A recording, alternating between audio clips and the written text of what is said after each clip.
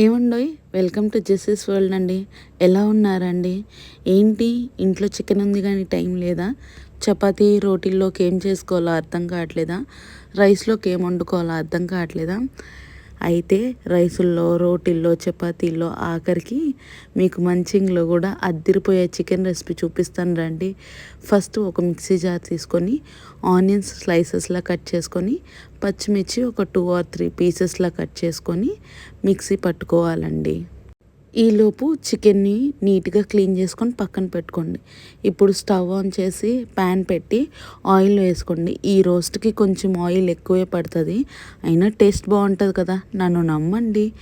Oil వేసుకొని grind చేసుకున్న onion పచ్చిమిర్చి పేస్ట్ ఉంటుంది కదా, అది వేసేయండి. అది వేసి కొంచెం గోల్డెన్ బ్రౌన్ కలర్ వచ్చే వరకు ఫ్రై చేసుకోవాలన్నమాట. ఇది మిక్స్ చేస్తూ ఫ్రై చేసుకోండి. ఇలా ఆనియన్స్ పచ్చిమిర్చి కట్ చేసి వేయకుండా ఫ్రై చేస్తే ఫ్రైగాను రైస్లోకి అన్నిటికీ సూపర్గా ఉంటుందండి. ఇలా గోల్డెన్ బ్రౌన్ కలర్ వచ్చే వరకు ఫ్రై చేసుకోండి. ఈలోపు మనం జింజర్ గార్లిక్ పేస్ట్ని రెడీ చేసుకోవాలండి. ఇలాగా ఆనియన్ పచ్చిమిర్చి వేసి బ్రౌన్ కలర్ వచ్చే వరకు ఫ్రై చేసుకునే లోపు జింజర్ని పీసెస్లా కట్ చేసుకొని గార్లిక్ని కూడా తుంచి దాంట్లోకి వేసి నీట్గా మిక్సీ పట్టుకోవాలి. ఈ జింజర్ గార్లిక్ పేస్ట్ మిక్సీ పట్టేటప్పుడు మాత్రం కొంచెం వాటర్ వేస్తూ పేస్ట్ చేయండి. అప్పుడే ఇది పేస్ట్ మెత్తగా అయ్యి ఫ్రైలోకి చాలా త్వరగా ఫ్రై అయిపోతుంది అన్నమాట.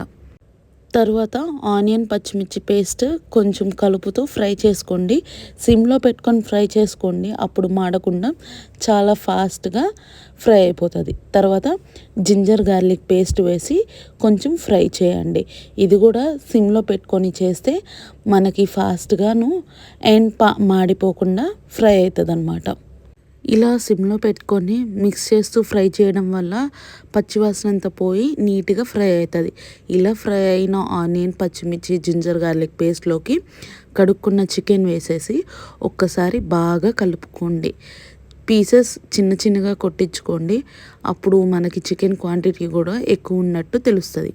కొంచెం ఇట్లాగా బాగా మిక్స్ చేసుకొని అడుగు నుంచి తీస్తూ మిక్స్ చేసుకోండి. అప్పుడు చికెన్కి కూడా ఈ మసాలా అంతా బాగా పడుతుందన్నమాట. మిక్స్ చేస్తూ మూత పెట్టుకొని కొంచెం ఒక 5-10 మినిట్స్కి మళ్ళీ కలుపుతూ అట్లా ఒక 15 మినిట్స్ వాటర్ అంతా వచ్చి పోయే వరకు మిక్స్ చేసుకోండి అనమాట.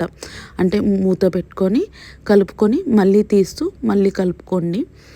తర్వాత కొంచెం కల్లుప్పు వేసి మళ్ళీ మూత పెట్టుకొని ఒక 5-10 మినిట్స్ బాగా ఫ్రై అవ్వనియండి. ఈ చికెన్లో నుంచి వచ్చిన వాటర్ అంతా చికెన్లోకి మళ్ళీ ఇంకిపోయేలాగా మనం ఫ్రై చేసుకోవాలన్నమాట. చికెన్ ఒక 50 మినిట్స్ వాటర్ పోయి ఇంకుతున్న టైంలో ఒక 50% అయ్యాక చికెన్లోకి కొంచెం పసుపు యాడ్ చేసుకుందాం. సాల్ట్ ఇంతకుముందే యాడ్ చేసేసాం కదా, ఇప్పుడు పసుపు యాడ్ చేయాలి. మర్చిపోయా చెప్పడం, ఈ చికెన్లోకి కల్లుప్పు యూస్ చేస్తే టేస్ట్ ఇంకా అదిరిపోతుందండి. సరేనా? కొంచెం పసుపు, ఒక టీ స్పూన్ పసుపు వేసి బాగా మిక్స్ చేసుకొని మూత పెట్టుకొని మళ్ళీ వాటర్ అంతా పోయే వరకు మనం అలాగే ఉడకనివ్వాలి. అలాగే ఉడకించిన తర్వాత ఒక 10 మినిట్స్ తర్వాత మూత తీసి చూస్తే చూసారా వాటర్ అంతా ఎట్లా బయటకు వస్తుందో. ఇలా బయటకు వచ్చిన టైంలో ఒక 2 టేబుల్ స్పూన్స్ కారం వేసుకోండి. చికెన్కి ఆర్ నాన్ వెజ్కి ఎప్పుడైనా కారం కొంచెం ఎక్కువ ఉంటేనే టేస్ట్ బాగుంటుందండి. నన్ను నమ్మి ఈ పద్ధతిలో ఒకసారి ట్రై చేసి చూడండి. ఇట్లా కారం వేసుకొని బాగా మిక్స్ చేయాలి. ముక్కలకి కారం, ఉప్పు, పసుపు, అల్లం వెల్లుల్లి, ఆనియన్ పచ్చిమిర్చి పేస్ట్ అంతా పట్టేలాగా బాగా ఒక్కసారి మిక్స్ చేసేయండి. బాగా అంటే బాగా మిక్స్ చేసి మూత పెట్టుకోండి. మూత పెట్టుకొని మళ్ళీ ఒక 5 మినిట్స్ తర్వాత చూస్తే ఇలాగో ఆయిల్ పైకి తేలుతూ ఉంటుంది. మళ్ళీ ఒకసారి కలుపుకొని ఈ టైంలో మనం కొంచెం కరివేపాకు వేసుకొని కొంచెం మూత పెట్టేసుకోండి. ఆ వాటర్ అంతా ఉడికిపోయి ఇంకిపోయిన తర్వాత మూత తీసుకొని కొంచెం అంటే కొంచెం కొరియాండర్ పౌడర్ అంటే ధనియాల పొడి, కొంచెం జీలకర్ర పొడి, వేయించిన ధనియాల పొడి, వేయించిన జీరా పౌడర్, ఈ 2 ఇంట్లో తయారు చేసుకున్న పౌడర్స్ అండి. వేసుకున్న తర్వాత జీడిపప్పు నా టేస్ట్కి తగ్గట్టు నేను చాలా జీడిపప్పులు వేస్తున్నాను. ఇట్లా లాస్ట్లో జీడిపప్పు వేయడం వల్ల జీడిపప్పు ఓవర్ ఫ్రై అవ్వదు అండ్ అలా అని అసలు ఫ్రై అవ్వనివ్వకుండా ఉండదు. అలా మసాలాల్లోకి వేసినప్పుడే జీడిపప్పు ఫ్లేవర్ మనకి ఇంకా బాగా తెలుస్తుంది. మీకు కాదు అనుకుంటే మీరు ముందే ఆయిల్లో జీడిపప్పును వేయించుకోండి. తర్వాత లాస్ట్లో కొత్తిమీర, చికెన్లో కొత్తిమీర లేకపోతే టేస్ట్ ఎట్లా వస్తుందండి. కొత్తిమీర వేసి కొంచెం సేపు ఒక 2 or 3 minutes సిమ్లో పెట్టుకొని వేయించుకోండి.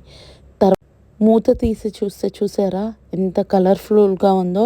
ఒక్కసారి నేను చెప్పినట్టు ఈ పద్ధతిలో ట్రై చేయండి, ఫ్యాన్ అయిపోతారు ఈ చికెన్ ఫ్రైకి. సరే అండి, నేను ఉంటాను. మీరైతే సబ్స్క్రైబ్ చేసేసుకోండి. బాయ్ అండి, జాగ్రత్త.